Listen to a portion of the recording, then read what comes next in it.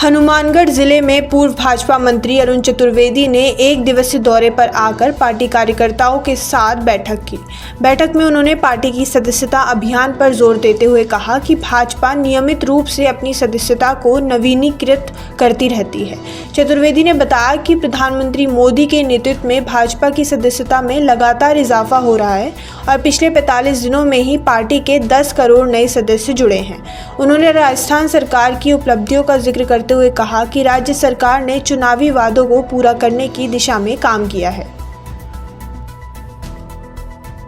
मैं इसका आपको एक बात मानी कि 14 में नरेंद्र मोदी की सरकार आने के बाद ये पहली सरकार है आजादी के बाद जिसने किसानों के लिए सहयोग निधि की शुरुआत की। हर 4 महीने में 2000 रुपये, साल में 6000 देने का।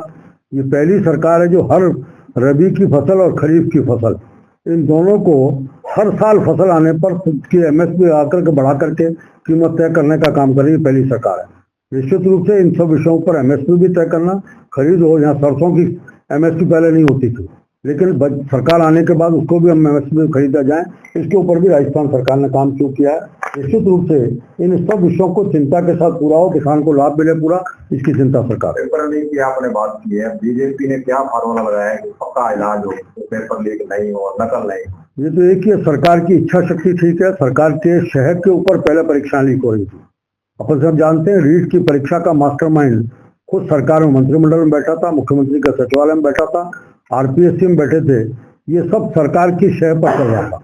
बार बार मांग करने के बाद भी उस समय की सरकार ने केवल लीपापोती की। जब भजनलाल जी के नेतृत्व में सरकार बनी, हमने गंभीरता से कार्रवाई की, तो एक एक बड़े बड़े चेहरे बेनकाब हो रहे हैं जिनके कारण से लीड की परीक्षा। नगर पालिका और पंचायत के चुनाव एक साथ कराने की बात हो रही है, कब तक ये बैठेगा, कब तक माने कि चुनाव होंगे राजस्थान में? मुझे लगता है अगला चुनाव जो होगा, जैसी मंशा हमने घोषणा पत्र में भी कहा है, सरकार मुख्यमंत्री जी ने भी अपने बजट के भाषण में भी कहा इस बात को, अगला चुनाव जो होगा वो पंचायत और नगर निकाय के चुनाव एक साथ हो। इसके लिए कानून का परीक्षण, उसमें क्या क्या संशोधन करने हैं, कैसे अदल बदल करनी है, इसके ऊपर परीक्षण चल रहा है। जैसे वो काम होगा उसकी पूरी जानकारी सबके सामने।